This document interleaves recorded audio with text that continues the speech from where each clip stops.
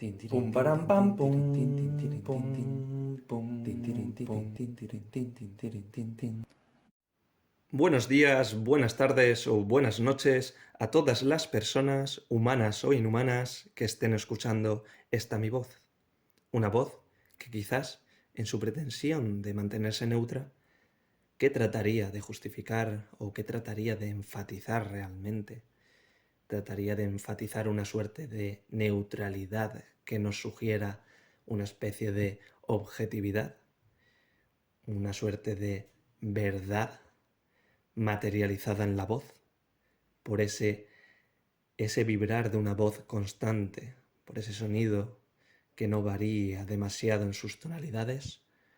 Pero, ¿qué realmente pretendemos cuando entonamos, enfatizamos ciertas cuestiones, ciertos enunciados, tratamos de hacer jugar positivamente, de una manera favorable a nosotros, a nuestro poder, nuestros propios enunciados, nuestros propios juicios? ¿Realmente la entonación es tan importante a la hora de comunicarnos? Eso poco importa ahora. Yo os dejo con esta voz y con su entonación y juzgarla como mejor podáis y prefiráis, claro. Sin más dilación, voy a dar paso a un fragmento de texto que es curioso cuando menos, pero también algo extenso, al menos en comparación con los anteriores episodios. De este modo voy a tratar de voy a meter una innovación, en este caso particular, y es que como se trata de un texto un poco más extenso y, y también tiene una estructura muy parecida a lo que sería una sucesión de máximas, más que un texto ensayístico de prosa donde se trate de manera extensa, o sea, de manera más, digamos, deliberada, tratar de desbrozar una serie de términos, conceptos, ejemplificándolos y demás. Aquí no hay, parece ser que no hay tanto un análisis conceptual, sino que parece más una sucesión de máximas, que evidentemente pondrá una serie de elementos conceptuales en juego, y eso es lo que nos va a interesar ahora mismo para nuestra reflexión o nuestra divagación más en general. Pero la cuestión es que voy a proceder del siguiente modo. Voy a ir parrafito a parrafito, máxima a máxima, y en cada máxima voy a adelantar una serie de reflexiones que nos suscite en este momento el texto. Y primero de todo, presentar este texto como un texto que nos presenta un sendero a recorrer. Un sendero que, para poder ser recorrido, requiere de una serie de requisitos, por nuestra parte al menos. Y uno de los primeros requisitos es el siguiente, y así comienza el texto. El primero de estos requisitos es el discernimiento, por el cual entendemos, sobre todo, la facultad de distinguir entre lo real y lo irreal, que ayuda a los hombres a entrar en el sendero. Bueno, inicialmente nos habla del discernimiento como este requisito, y el discernimiento como facultad de distinguir entre dos aspectos. Dos aspectos que pueden estar integrados en nuestra vida cotidiana, ¿no? Pero que tienen una naturaleza seguramente, como veremos, diferente. Se nos está hablando de una cuestión ontológica, de la realidad. Y a la vez que hablamos de la realidad de las cosas, también se podría hablar de manera inversa de lo irreal, aquello que se nos torna falso, aparente, ficticio frente a esa realidad de las cosas en sí mismas. Esto puede ser lo primero que nos está diciendo, ¿no? Así descriptivamente. Y una cosa curiosa, no sé si nos puede llevar a alguna reflexión ulterior, pero el discernimiento me evoca una reflexión sobre cierto rasgo básico, digamos ya casi primitivo, de lo que puede significar, repito, en este sentido básico y primitivo, el conocimiento. Discernimiento, en su origen etimológico, tiene una raíz, se sospecha que tiene una raíz que significa rajar, cortar, separar, o algo similar. Sucede algo parecido, pero es otra raíz que también es sinónimo de rajar, cortar, separar, y es el término ciencia. Y si no me equivoco, esto tendría que consultarlo, también el verbo entender. Esto ya nos está diciendo algo, digamos, entendiendo el conocimiento en su sentido más intuitivo, más primitivo, básico, de la relación que tiene con la capacidad o la facultad de diferenciar, de separar objetos, de posteriormente clasificar. Clasificar ya en distintos campos de sentido, en distintos conceptos, pero con distintas familias, ¿no? Géneros. Pero la cuestión es que un primer paso para poder realizar esa clasificación sería la de separar la propia realidad. Y esto me evoca la imagen, a su vez, de la que podría tener un bebé, si nos puestos a especular y que seguramente en términos de la evidencia psicológica, si se tenga neuropsicológica al respecto de cómo conciben o experimentan los bebés, quizás tengan algo que decir y no yo. Pero bueno, se me evoca esta imagen de un bebé experimentando la propia realidad como una imagen homogénea, sin separación entre objetos. Quizás de una manera más intuitiva puede sentir a la madre, al padre, a su entorno más cercano, eh, por el tacto, por su vinculación física, pues puede concebir, ¿no?, a esa otra persona frente al bebé, o quizás se sienten más confundidos, más unidos. Pero la cuestión es que la imagen que pueden tener del mundo es más conjunta. Dicho de manera metafórica, quizás, aunque esto puede tener ciertos riesgos a la hora de considerar una suerte de progreso, siempre en un sentido mm, evolucionista, en tanto en cuanto nos referimos a que siempre el conocimiento que tenemos o la forma de experimentar el mundo de ahora o de representárnoslos es superior al que se pudo tener en otros momentos prehistóricos. No quiero meterme en esos jardines, que sería para un debate muy interesante, pero la cuestión es que, dicho metafóricamente, podría decirse que el discernimiento, en ese sentido básico, y que nos da pie a palabras como ciencia o entender, sería como una salida de esa infancia, de esa vida de bebé de la propia civilización. Pero realmente esto es una suerte de progreso positivo en ese sentido. Quizás a tenor de este texto se pueda deducir lo contrario, que estamos más desconectados de esa realidad en cuanto uno, pero no vamos a meternos de momento. La cuestión es clara ya. Discernir, que tiene una clara relación con separar, se refiere a una dicotomía, a la dicotomía de lo real frente a lo irreal. Ya veremos si esto tiene una serie de matices a continuación. Y a continuación dice, pero no solamente es esto, es también mucho más, y tiene que ponerse en práctica no solo al comenzar el sendero, sino cada paso que se vaya en él, día a día, hasta el fin. Es decir, en ese recorrer el sendero, uno no tiene de manera acabada o definitiva, al menos esta es la interpretación que saco de este texto, y quizás también está influenciada porque no solo he leído este fragmento, sino que he continuado todo el capítulo, y hay ciertos elementos que influyen sobre mi concepción. De ahí la dificultad de salir, de sacar un texto de su ambiente, de su zona natural, que es el contexto en el que se escribe y en su contexto amplio del libro. Pero bueno, eso es otra historia.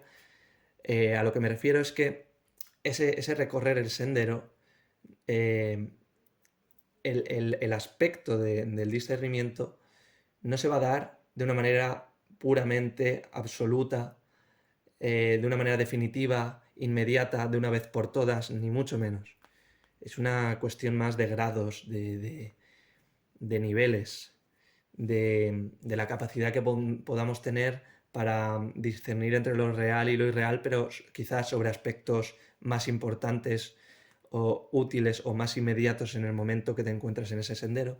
Y por así decirlo, ese sendero puede ser sinuoso, tiene sus giros, no es recto y una vez entrado en ese sendero se va de golpe. De momento, estas dos primeras máximas nos da una idea muy difusa de a lo que se está refiriendo. No nos justifica lo que es real o irreal, ni de lo que se trata ese sendero. Ese sendero que puede ser, está abierto a multitud de caminos, a infinidad de caminos. Es que puede ser, a mí me viene a la cabeza, el sendero podría ser realmente llegar por la vía inteligible al mundo de las ideas platónicas. Y ahí puede estar Platón impregnado. Puede ser por la vía de cualquier teólogo de la Edad Media, la vía para alcanzar o para poder, sí, poder tener un acceso a aquella verdad revelada que posteriormente podemos justificar de manera conceptual. Pero también nos puede llevar ese sendero, qué sé yo, a la de un inversor en bolsa que realmente tiene que discernir entre lo real y lo irreal, entre lo que significa que hay una buena oportunidad para invertir en ciertas empresas y cuando no, cuando es una irrealidad. Y ese sendero para él será de ir poco a poco, prueba, ensayo y error, pero también con cierto conocimiento que se va adquiriendo y ciertas correcciones que nos va a dar un sendero sinuoso, un sendero que desde el inicio no va a estar eh, ya acabado y terminado, hay que recorrerlo. Y se nos dice, iniciar el sendero, pues has aprendido que solo en él se pueden hallar aquellas cosas que son dignas de ser alcanzadas. Aquí ya se nos está mostrando, con esta máxima, eh, un esquema o un mapa conceptual donde hay distintas relaciones entre distintos elementos. Podríamos hablar de que el sendero está como meta. El sendero está como meta. No sabemos cuál es el sendero, pero está valorado como algo favorable y que debemos de llegar. Se presupone su valor. No se discute en ningún momento por ahora. Y se nos dice que eso, que se ha aprendido que solo en él se pueden hallar aquellas cosas que son dignas de ser alcanzadas. Es decir, se presupone la dignidad de alcanzar esas cosas que suponen ese sendero. Y para llegar a esas cosas, uno de los requisitos era el discernimiento. Es decir, el discernimiento sería un medio, por así decirlo. Al menos teniendo en cuenta este esquema. Y para llevar a cabo ese discernimiento, para poder llevar a cabo ese discernimiento es necesaria una serie de práctica y de autocorrección continua, de formación en la propia experiencia. En la propia experiencia. A continuación nos dice, los hombres que se debaten en la ignorancia se afanan por conquistar riquezas y poder, pero estos duran como mucho una sola vida, y por consiguiente son irreales. Hay cosas mucho más importantes que esas, cosas que son reales y externas, y en cuanto se han descubierto, se apaga el deseo por las otras.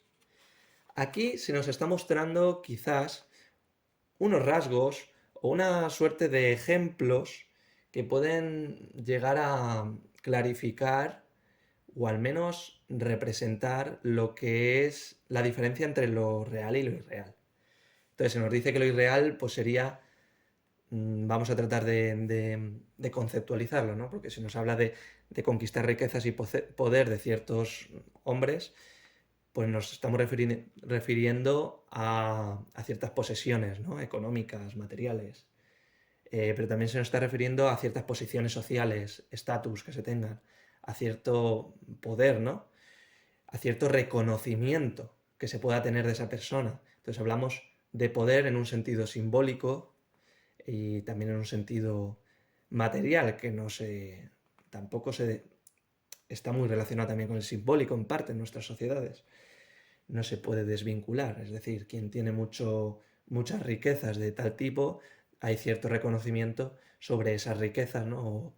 O sobre que esa persona puede tenerlo de cierta forma, o no vamos a adentrar en esta cuestión porque nos lleva a especulaciones poco concretas, porque son especulaciones, al fin y al cabo, poco fundadas, y a lo que yo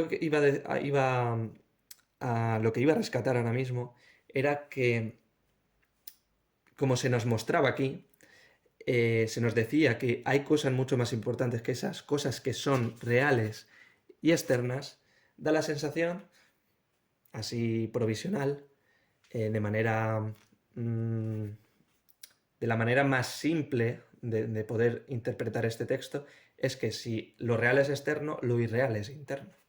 Bueno, si adoptamos esos rasgos o esos ejemplos que podrían ser encuadrados en el marco de lo irreal, que es el de conquistar riquezas y poder, pues, y hacemos caso a esta cuestión que decía del reconocimiento, podemos hablar de una cuestión interna, en la medida que diferenciamos esa realidad externa con respecto a una realidad interna, quizás psicológica, que tiene que ver con las ficciones, las representaciones mentales que se generan en el marco de una sociedad acerca de una serie de propiedades, posesiones y de posiciones sociales que se tengan en ese momento dado de la historia.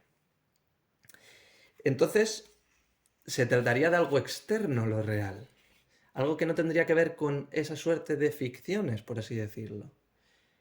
Vamos a provisionalmente a partir de ello. Y en cuanto se han descubierto estas cuestiones reales y externas, se apaga el deseo por las otras.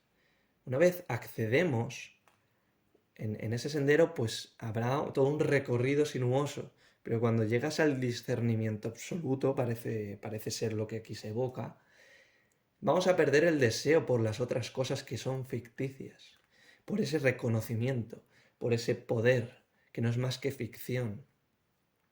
Entonces, ¿a qué se refiere con esa realidad externa? ¿A qué se está refiriendo?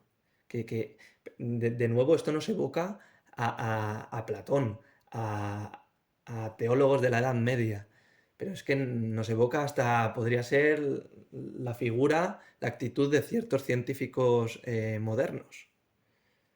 Nos puede evocar una cantidad de digamos, figuras, sí, figuras, personificaciones de esa actitud de mostrar un mayor deseo hacia lo que es la cosa en sí misma, esa realidad, lo que al menos definimos como cosa en sí.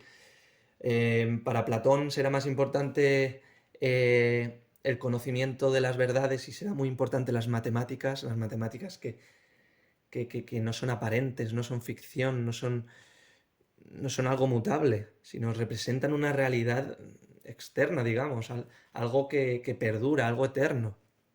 Y en la Edad Media, pues ciertos teólogos pueden considerar a Dios en ese sentido, ¿no? De ahí que la verdad sea revelada y luego ya puedan justificarla, pero primordialmente es revelada. Por otro lado, un científico moderno no sabría poner, por ejemplo, ahora mismo, con ese tipo de actitud, pero podría básicamente sentir que su proceder científico, su acceso a cierta verdad, por ejemplo, física o sobre los astros, lo que sea, es mucho más valioso, es mucho más elevado y nos liga más a la realidad, incluso puede estar ligado a Dios, esa realidad física, nos acerca más a Dios, que lo que puede ser las mundanidades del día a día, de nuestra vida cotidiana, que están tan empapadas de esta cuestión del reconocimiento, del poder, etc. Entonces aquí viene una cosa interesante, nos dice, solo dos clases de seres existen en el mundo, los que saben y los que no saben. Y este conocimiento es el que en verdad importa. Bueno, aquí se da de nuevo una dicotomía. Al igual que hablábamos de realidad e irrealidad, o de lo real y lo irreal, aquí se habla de un saber y un no saber. Esto es tajante, esto es una dicotomía tajante. En cambio, antes se nos atisbaba una suerte de mayor gradación, o al menos yo interpretaba a tenor también del texto que este es un fallo que tiene el propio formato de este programa, que está influido por el texto completo que he podido leer anteriormente. Pero se suscitaba esta reflexión de que no se tiene de una manera inmediata, definitiva, sino que hay un perfeccionamiento en el sendero de ese discernir, de ese discernir. Pero claro, es que ese perfeccionamiento sigue manteniendo la dicotomía, aunque se proceda, aquí ahora me corrijo, aunque se proceda por niveles, esos niveles tratan de llegar al fin a un acceso definitivo y puro de esa realidad en los términos de esa propia realidad. Entonces, tiene sentido de aquí que nos habla de esta dicotomía tan tajante entre los que saben y los que no saben. Vale, pero ¿qué es esto de la realidad que es externa frente a esa irrealidad interna? ¿Qué se presupone? ¿Cómo se accede a ella? ¿Quién ha accedido? ¿Quién tiene la autoridad o más bien la justificación que le permite tener esa autoridad para hablar, digo, y para afirmar, constatar que existe esa realidad tal y como él la puede concebir, la puede enunciar o la puede experimentar de esa manera pura? Y aún más, por ello, estar él justificado o ella justificada de hablar de que los que saben, es decir, los que tienen ese acceso puro de la realidad, se confrontarían con los que no saben, que no tienen ese acceso, ni mucho menos, es remoto para ellos. Entiendo que entonces es una dicotomía tajante en términos ontológicos, cuando nos referimos a la naturaleza de lo real, digamos, a los elementos, a lo que constituye esa realidad. Pero en cuanto al acceso, que quizás hablaríamos de una epistemología, porque si estamos hablando de discernimiento y estamos hablando de conocimiento de lo real y lo irreal, de distinción, al menos en su sentido más básico, estamos hablando de epistemología, porque la epistemología sería aquella más bien que se encarga de el acceso o la enunciación de cierta verdad. Sí, la articulación de una serie de enunciados verdaderos sobre la realidad. En algunas ocasiones, a lo largo de la historia, pues esto se ha tratado desde el punto de vista de ecuacionista, ¿no? De que nuestros enunciados, nuestros juicios, se adecúen a la realidad. Que traten de asemejarse a esa realidad. En otros momentos de la historia, quizás más en la actualidad, la epistemología ha dejado un poco de lado esa tentativa y se contenta con ver la epistemología con esa connotación de denunciar la verdad, haciendo énfasis en justificar el conocimiento, aunque no se espere de él una certeza ni una adecuación con respecto a la realidad. Esta cuestión es interesante, pero vamos a aparcarlo un poco en este momento. Pero aquí se nos dice que hay dos clases de seres, los que saben y los que no saben. Yo me atrevería más bien a decir que esto es una posición arrogante, desde luego. Y uno de los rasgos, sí, este rasgo arrogante tiene mucho que ver con esa falta de justificación a la hora de generar esa clasificación con base en qué conocimiento o en qué experiencia y por qué eso se puede sostener de ese modo. Y al menos si me lo estás enunciando en un texto como tal y utilizas una serie de conceptos, ¿por qué no está la justificación, aunque sea mínima, de esa clasificación entre los que no saben y los que saben? Incluso vemos en Platón, en Sócrates, en boca de Platón, o sea, en Sócrates, en escritura de Platón, no en boca de Platón. Bueno, en boca de Platón, claro, había oralidad en ese contexto. Había... Sí, no me voy a ir por las ramas. Pero la cuestión es que si seguimos a Sócrates, no habrían los que saben y los que no saben. Quizás habría los que saben y los que no saben que no saben. Quizás esa sería una pequeña distinción.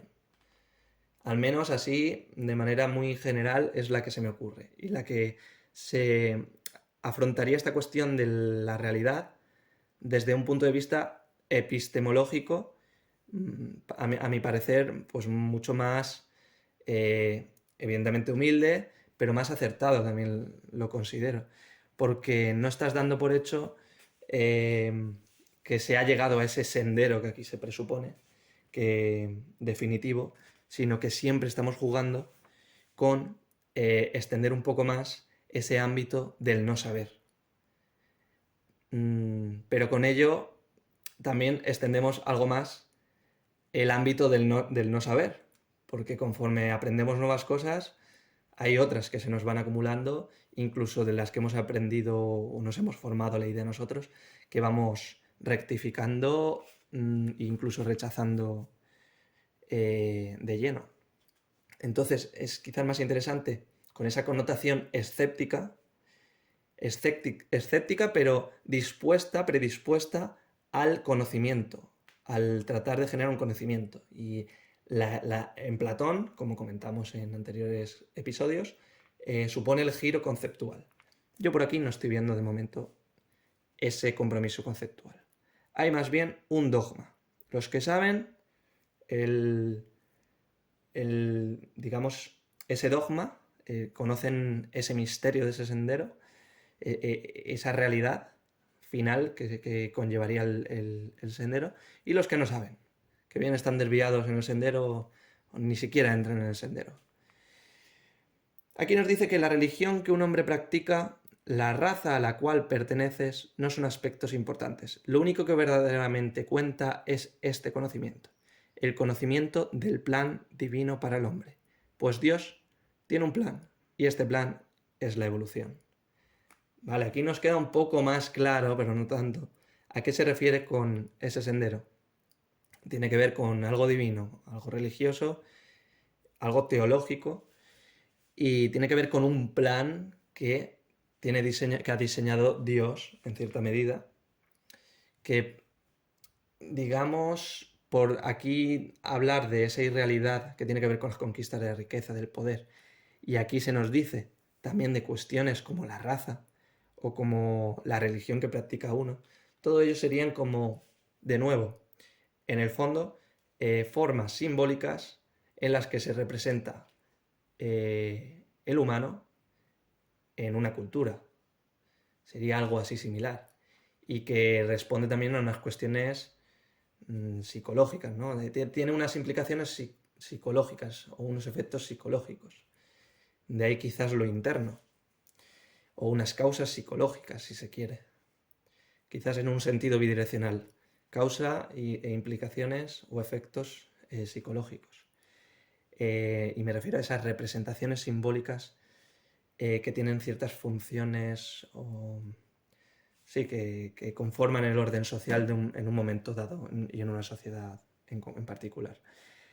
Entonces, ese plan divino, por así decirlo, no se corresponde con esas cuestiones. Entonces, quien realmente posee ese conocimiento de ese plan divino está en el grupo de los que saben. Pero claro, aquí estamos hablando ya de nuevo de un dogma, porque ¿qué es eso del plan divino? ¿Cómo se accede a ese plan divino? ¿Realmente se llega de una manera conceptual? ¿Esa divinidad, como en Platón, se llega de manera sistemática, bajo un método, puede ser la dialéctica socrática? ¿O se trata más bien como en ciertos poetas y yo qué sé, y ciertos místicos también de la antigua Grecia que captaban la divinidad de otra manera, de una manera experiencial, intuitiva y momentánea?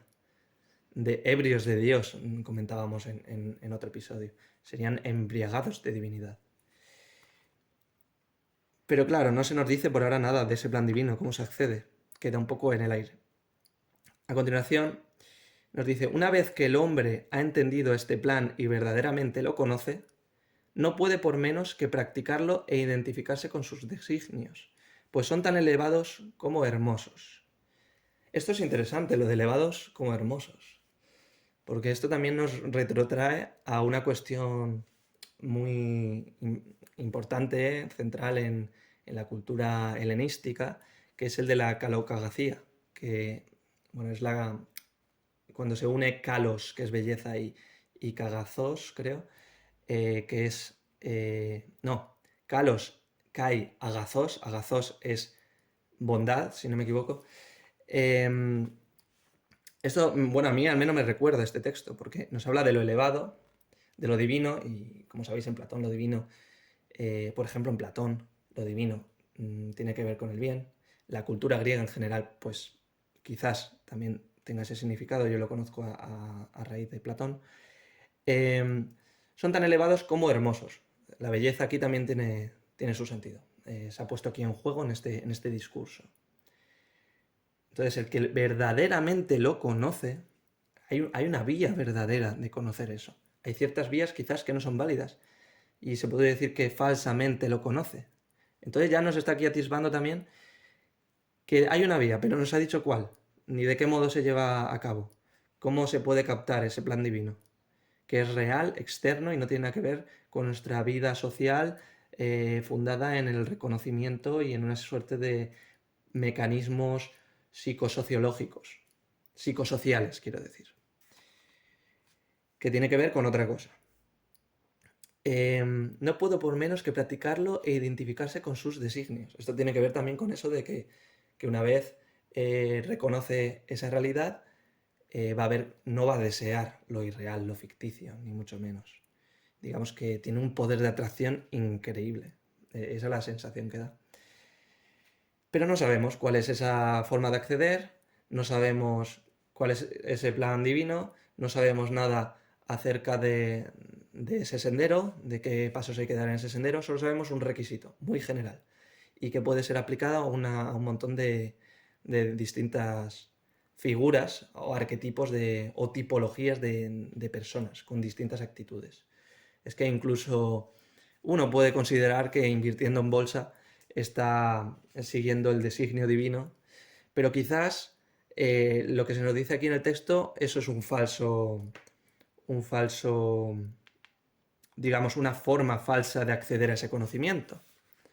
Entonces necesitamos saber cómo se llega verdaderamente a ese conocimiento, lo cual no se da aquí y se nos abre a una interpretación que exige una mayor exposición por parte del autor o autora.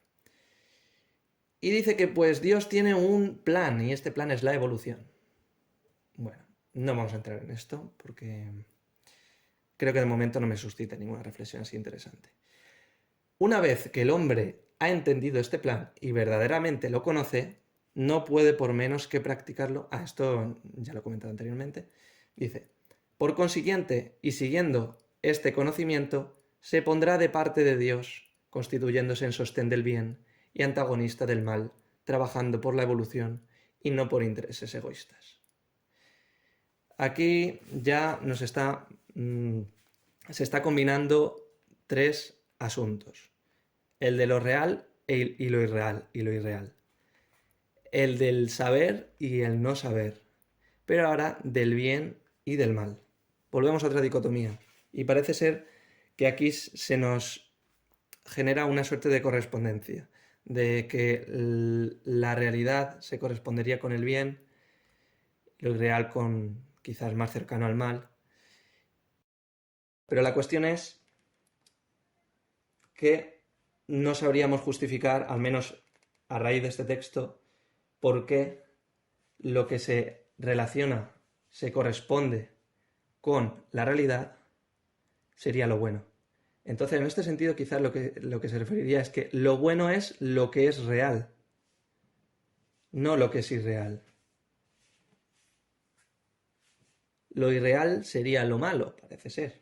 Aunque en el sendero haya una serie de matices y de gradaciones. Y hay una evolución que tiene que ver con el plan divino. No sabemos tampoco esta evolución cómo es, pero en teoría será alcanzar ese conocimiento de lo divino y que tendrá que ver con ese conocer la realidad que nos conduce a una especie de conocimiento de ese bien, de poder practicarlo, ¿no? De saber qué es lo que hay que hacer, qué se debe hacer. Y no por intereses egoístas, ojo. Trabajando por la evolución y no por intereses egoístas. Entonces, los intereses egoístas tendrían mucho que ver con esta realidad, esta irrealidad interna de la que hablábamos, en un sentido psicológico. Más adelante nos dirá, si en verdad alguien está a favor de Dios, se trata de uno de los nuestros, y es indiferente que llame cristiano, budista o maometano, que sea inglés, ruso o chino, quienes están de un lado saben muy bien por qué están allí y qué es lo que deben hacer y se esfuerzan por hacerlo. Esto tiene que ver, pues básicamente con la reflexión que he tenido anterior a esta máxima. Y a continuación, y para finalizar, dice, los demás no saben aún lo que tienen que hacer, por lo tanto, con frecuencia actúan con necedad e inventan procedimientos que pueden serles agradables sin comprender que todos somos uno, en mayúscula, y de que, por consiguiente, solo aquello que el uno quiere puede ser en verdad agradable para cualquiera. Yo creo que damos ya aquí por finalizado este extenso texto y añadir al respecto de esta última máxima que, claro, hablábamos de esos intereses egoístas como irrealidades internas. Y acto seguido se nos habla de que lo uno tendría más relación con lo real y con ese plan divino y con la meta de ese sendero, con la meta de ese sendero que sería comprender ese plan divino, ¿no? Estar incluso en ese plan divino y practicar y actuar en función de ese plan divino, que sería lo que se consideraría como lo bueno, frente a lo malo, que estaría muy relacionado con lo ficticio. ¿Y ese uno qué será? Tampoco se define. Bueno, yo creo que algunas de estas reflexiones pueden dar lugar a una serie de debates, discusiones, controversias y, si se quiere, investigaciones que vayan rascando distintas respuestas, vayan probando con distintas respuestas acerca de estos temas, pero es cierto que este texto lo he extraído de su contexto y así quizás no se comprende, ¿no? Pero si nos damos cuenta, al exponerlo yo de esta forma, de partida no mostramos quién lo ha escrito o quién lo enuncia.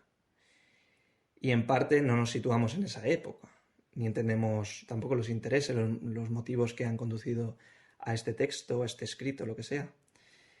Pero ello nos posibilita también tomar un poco de perspectiva y, digamos, darle cierta autoridad al texto, que es un poco también la lógica que uno sigue o que sería deseable seguir cuando uno toma una lectura, que es leerlo tomando cierta distancia con lo que ha querido decir el autor o autora y darle ciertas licencias, cierta autoridad. Y ya luego a partir de ahí puedes generar una serie de debates. Y el contexto será crucial, ¿no? Pero nosotros hemos querido centrarnos en cómo se articulaba este texto. Y alguna conclusión que podemos sacar es que en principio no se basa en un análisis conceptual. En parte no trata de justificar ni cómo se llega a conocer esa realidad, qué es esa realidad, qué nos justifica para decir que esta es la realidad, que tiene que ver con el plan divino frente a la irrealidad. No se nos habla de esto. Esto no es un texto filosófico. Si asumimos que la filosofía se haría cargo de esos asuntos conceptuales y de esa justificación. No se trata de un texto filosófico, pero tiene una serie de elementos que da pie a la reflexión filosófica, pero también sociológica. Y en ese sentido quiero presentaros ya de qué texto se trataba y hacer también un último comentario y finalizar este extenso y especial episodio de hoy. Se trata del libro A los pies del maestro, de Jiddu Krishnamurti. Esto no sé si conoceréis, yo lo conozco muy de oídas, lo he escuchado, y me he informado pues muy a grandes rasgos, Pero bueno, este era un orador, era un místico indio, Krishnamurti, y tuvo mucha relación con la sociedad teosófica, que ahora mismo no recuerdo la época, pero el siglo XX sería la segunda mitad del siglo XX, si no me equivoco. Me pueden rectificar, porque es que no recuerdo si era en la primera mitad del siglo XX o en la segunda del siglo XX. Pero la cuestión, la sociedad teosófica surgió por una figura también muy importante que era Elena Blavatsky, si no me equivoco, y, y esta secta trataba de aglutinar una serie de creencias muy heterogéneas, entre ellas tenían que ver con el pensamiento griego, filosófico, con la filosofía en general tendrá una fuerte relación, pero también lo tendrá con la teología, lo tendrá también con ciertos aspectos de la ciencia moderna. Tratará de integrar toda una serie de saberes, pero que al fin y al cabo van a enfatizar la cuestión del saber sobre Dios y sobre una suerte de conocimiento casi milenarista mm, sobre, sobre la milenarista, quizás está mal dicho aquí, pero me refiero a que concibe, eh, trata de conocer a Dios, trata de captarlo por toda una serie de saberes, pero llegar a Dios a la vez que tratar de poder concebir o pergeñar una serie de ayudar, apoyar a que ese plan divino del que aquí se nos habla se lleve a cabo, que requiere de un profeta, de un maestro. Krishnamurti tenía este papel en esta sociedad, que luego él abandonaría. Y, bueno, se vería como un profeta que se escinde de este tipo de instituciones y que va más por libre, ¿no? Eso pues también se le ensalza en ese sentido de manera mística a este hombre. Pero algo curioso de esto y que tendría algún interés en términos sociológicos es el papel que ha tenido este tipo de sectas, pero ya no en su sentido estricto y fuerte, en su influencia en la sociedad en general, no.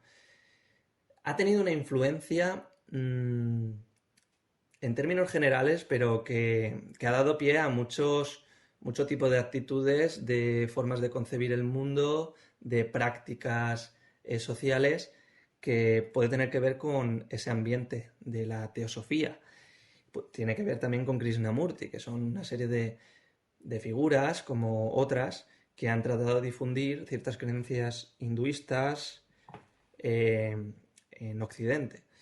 Y han tenido una influencia hasta a día de hoy. Y en la segunda mitad del siglo XX se podría hablar de una subcultura New Age, por ejemplo, que a día de hoy también sigue teniendo cierta influencia en algunos grupos sociales o algún peso y que en términos generales también influye a la sociedad en general con ciertos tipos de creencias que se tienen sobre el conocimiento de uno mismo, ya en un sentido místico y divino, sobre los designios del plan divino, pero quizás ya redefinidos, quitándole quizás el elemento más teológico, pero que ciertas personas y grupos de personas rescatan, y rescatan este tipo de creencias ya no desde la óptica tradicional de un catolicismo o cualquier otro tipo de cristianismo que esté en boga, sea en el país que sea, sino ahora desde un punto de vista más centrado en el individuo y en ese conocimiento y en ese sendero que queda desdibujado, queda confuso, queda sin definir y que es sinuoso, que es incierto, que cualquier persona puede representarse a sí mismo, que puede verse en ese sendero, que no tiene ninguna norma, ningún tipo de justificación, que lo real y lo irreal se basarían más en una suerte de experiencia que tendría el creyente y no tanto una argumentación. En la filosofía medieval, a tenor del cristianismo, tenemos toda una serie, a tenor del cristianismo no, a tenor de Dios, a tenor de la teología, tenemos toda una serie de argumentos, de justificaciones acerca de la existencia de Dios. Esto aquí no está. Aquí se habla de la experiencia. Y esta es una distinción que marcarán, por ejemplo, Raymond Panikkar, también un gran filósofo español, pero bueno, sobre todo es un gran religioso en materia de cristianismo e hinduismo. Trata de generar una suerte de sinergias, o trata de ver de sus puntos en común, sus diferencias, pero cómo captan cierta realidad teológica o experiencia teológica.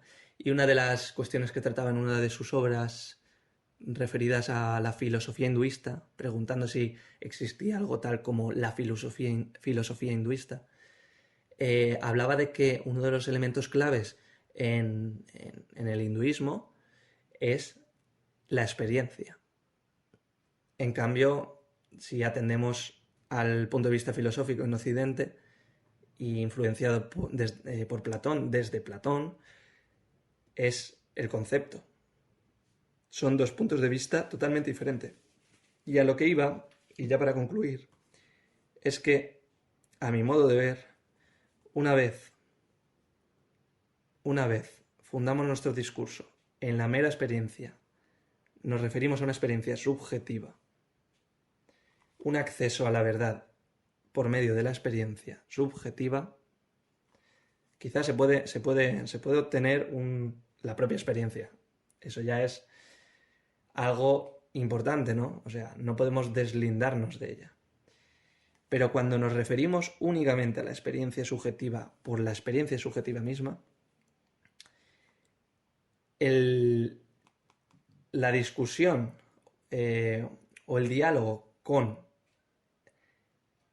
el proceder conceptual, filosófico, occidental, es casi imposible. O sea, estamos hablando de dos planos diferentes, el de la experiencia subjetiva y el del concepto, que se referiría a una serie de generalizaciones, de aglutinación, de agrupación de distintos casos concretos, que daría lugar a un conocimiento general, genérico, de esa realidad.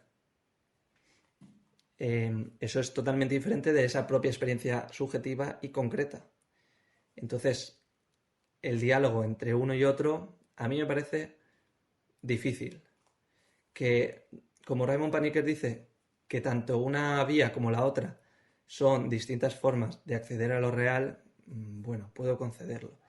Pero la cuestión, y cuando hablamos de conocimiento, es cuán justificada queda una u otra.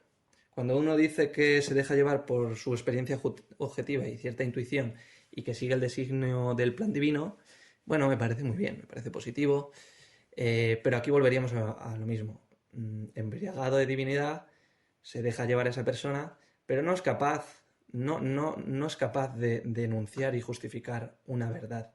Entonces, lo que no tiene, o sea, lo que fallaría en este tipo de textos es que articulando una serie de conceptos y tratando de darle esa impresión de que se está realmente hablando de algo, lo que se está haciendo es justificar una experiencia que no se concreta, no se concreta en lo escrito, no se concreta, es decir, no se generaliza. Entonces, la experiencia concreta y subjetiva nos da pie al misticismo, no al conocimiento. Este es todo, esta es mi conclusión final.